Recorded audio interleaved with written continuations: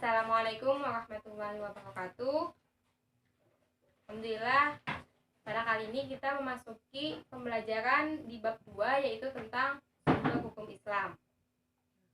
Langsung saja untuk konsepnya itu ada sumber hukum Islam itu terbagi menjadi 2, yaitu sumber hukum Islam yang mutlak atau yang disepakati dan sumber hukum Islam yang mukhtalaf yang tidak disepakati. Sumber hukum Islam yang mutlak terbagi menjadi 4. Yang pertama ada Al-Quran, Al-Hadis, Ijma, dan Qiyas.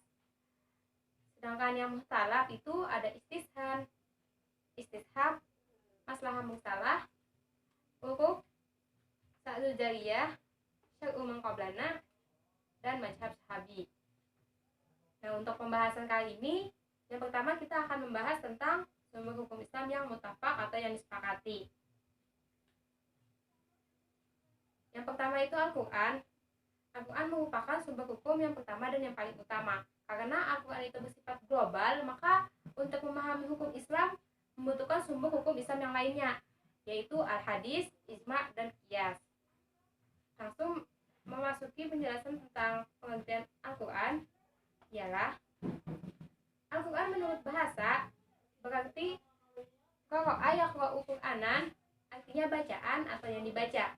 Sedangkan secara istilah, Al-Quran adalah wahyu yang diturunkan oleh Allah dengan bahasa Arab dan maknanya langsung dari Allah melalui wahyu yang disampaikan kepada Nabi Muhammad SAW.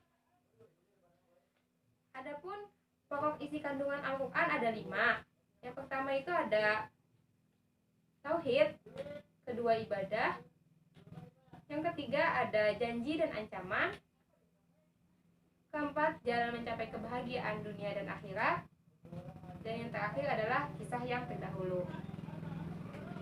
Sedangkan pedoman Al-Quran dalam menetapkan hukum itu ada 3. Yang pertama, tidak memberatkan, yang mana ini sesuai dengan firman Allah Subhanahu wa taala dalam Quran surah Al-Baqarah ayat 286 yang berbunyi, Bismillahirrahmanirrahim, la yukallifullahu nafsan illa wus'aha, yang artinya Allah tidak membebani seseorang melainkan sesuai dengan kesanggupannya.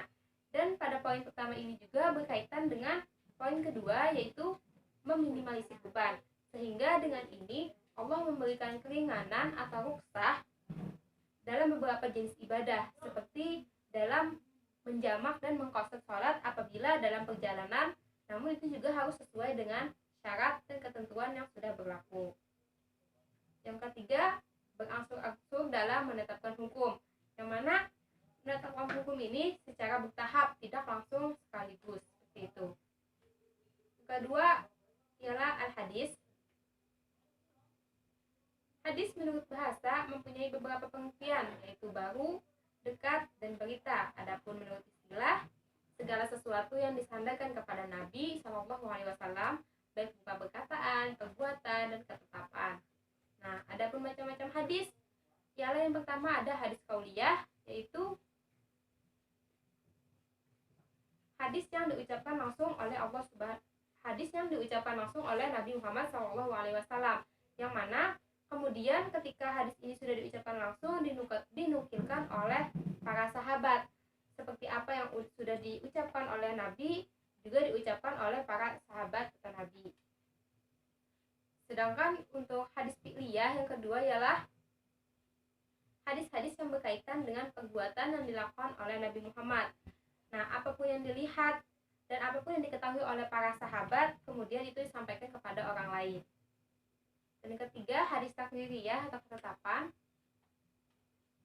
yaitu perbuatan dan ucapan para sahabat yang dilakukan di hadapan atau sepengetahuan Nabi, tetapi beliau mendiamkan dan tidak menolaknya. Nah, bentuk diamnya Nabi Muhammad ini sebagai bentuk tanda persetujuan beliau. Terus fungsi hadis dalam Al-Quran ada 3 juga.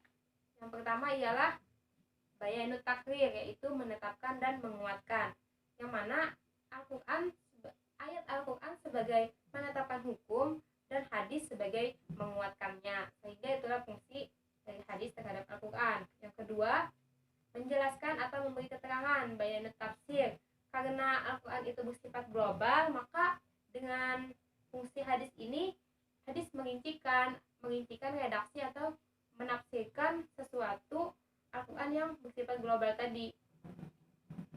Yang ketiga, bayanu tafsir, menetapkan hukum yang tidak jelas yang tidak dijelaskan oleh Al-Quran. Nah, seperti contohnya ialah masalah zakat.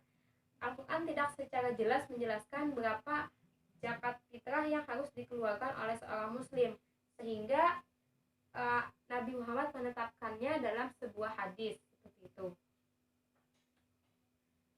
Terus yang ketiga ada ijma. Mana ijma secara bahasa berarti sepakat atau konsensus dari sejumlah orang terhadap sesuatu. Adapun ijma dalam pengertian istilahnya ialah ijma yang didasarkan atas kesepakatan para mujtahid. Kesepakatan yang berasal dari selain mujtahid tidak dinamakan ijma. Nah, namun juga untuk kesepakatan ini, jika kesepakatan itu hanya satu orang, maka itu tidak akan bisa dikatakan sebuah ijma. Jadi untuk kesepakatan ini haruslah dilakukan oleh semua orang mujtahid, dan seluruh mujtahid itu menyetujui apa yang telah diputuskan atau apa yang telah disepakati seperti itu. Ijma ini terbagi menjadi dua, yaitu ada ijma syar'i dan ada ijma sukuti. Yang terakhir ada qiyas. Qiyas secara bahasa ialah mengukur sesuatu dengan sesuatu yang lain. Adapun secara istilah, menghubungkan atau memberlakukan ketentuan hukum sesuatu persoalan yang sudah ada ketetapannya di dalam nas kepada persoalan baru, karena keduanya mempunyai persamaan ilat. Nah, sehingga qiyas ini ialah sesuatu ketentuan yang berlaku yang dulunya ada nasnya terhadap disamakan dengan persoalan baru yang tidak ada, namun ada persamaan ilat atau penyebabnya. Seperti contoh, ketika meminum khamar itu hukumnya ialah haram. Nah, namun ketika disamakan dengan ketika jinet atau melempok, dan itu akan membuat mabuk, dan disamakan dengan meminum khamar tadi yang bisa membuat mabuk juga, maka hukumnya ialah haram, dan itu bisa disebut sebagai qiyas. Nah, jadi untuk pembahasan kita tadi, sumber hukum Islam yang muttafaq ada 4. Yang pertama Al-Quran, Al-Hadis, ijma, dan qiyas. Untuk pertemuan selanjutnya kita akan membahas tentang sumber hukum Islam yang mutlak yang tidak disepakati. Cukup sampai di sini pembahasan kita pada hari ini. Semoga bermanfaat. Wassalamualaikum warahmatullahi wabarakatuh.